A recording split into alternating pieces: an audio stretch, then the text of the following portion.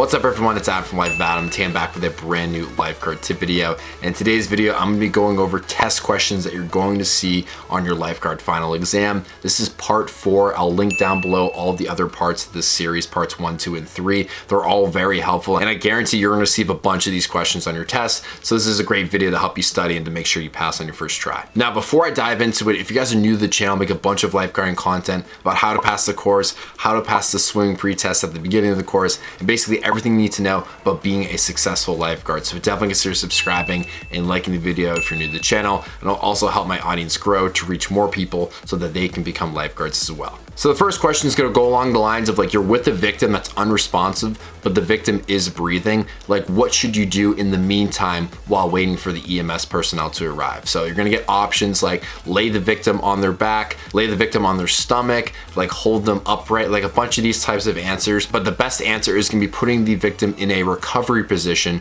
which is on their side. Now I'm gonna be jumping around, so the topics are gonna change. So here's another question. You're in the water, you're making a rescue, and the victim that you're saving in the water has a seizure. What should you do? There's gonna be options for you to like pull them out of the water immediately. There's gonna be options for you to like hold them down and like make sure they're not like hurting people around them. Like a bunch of these things, they're all trying to throw you off. The right answer is to keep the victim in the water, obviously their head above the surface so they're not drowning or choking, until the seizure expires. So you're not supposed to take them out of the water. You're supposed to kind of keep them in the water, bring them towards the shallow end, and wait for the seizure to do its thing. Now, when using the AED pads, you have the straps, right? You're putting it on the victim, it's plugged in. What's the first thing you should do once you put the straps on the victim with the AED pad? There's gonna be options like advise a shock, press the button, start compressions. There's gonna be like the push down on them to make sure they're secure. Well, obviously you do that, but the best answer is gonna be to have people stand clear, because you are gonna advise a shock if it's permitted.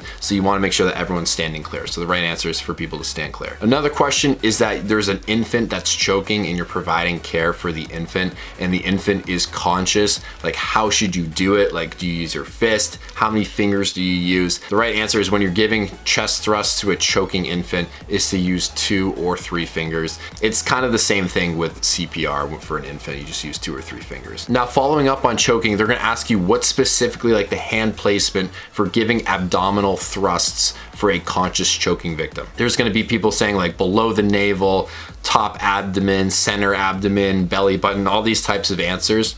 The right answer is gonna be in the middle of the abdomen, just above the navel. So now there's a victim and they got a scrape, they got a cut, but it's a really bad cut and they're bleeding like a ton, to the point where it's like borderline life-threatening. What should be like your main focus, your main objective in this situation? Now the right answer is gonna be to use whatever you can, whatever resource you have available to control the bleeding, wrap it up, and just kind of put some pressure on it so it doesn't bleed out. So back to choking, you're doing the abdominal thrusts, they're standing up, you're trying to help push the food out of them, and then they become unconscious. What should you do? The right answer would be to lower them to the ground and begin CPR with starting with the chest compressions. Now, kind of back to the recovery type question at the beginning, it's kind of like it.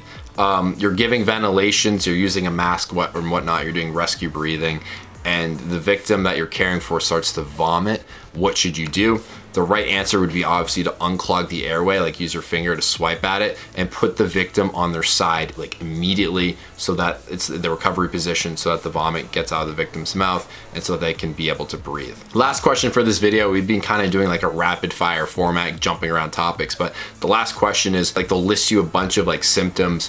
Which of the following describes someone who's in like respiratory distress? It could be someone with like a very bad headache, it could be someone coughing like crazy, it could be someone like borderline fainting. But respiratory, think breathing. The right answer is gonna be like someone gasping for breath and having a really hard time breathing, like trying to breathe and they're like struggling and they have a panic look on their face. So gasping for breath is the right answer. So I hope you guys enjoyed this video and found it helpful. Definitely like and subscribe if you're new to the channel, and I'll see you all in the next lifeguarding video. Thank you so much for watching. Peace out.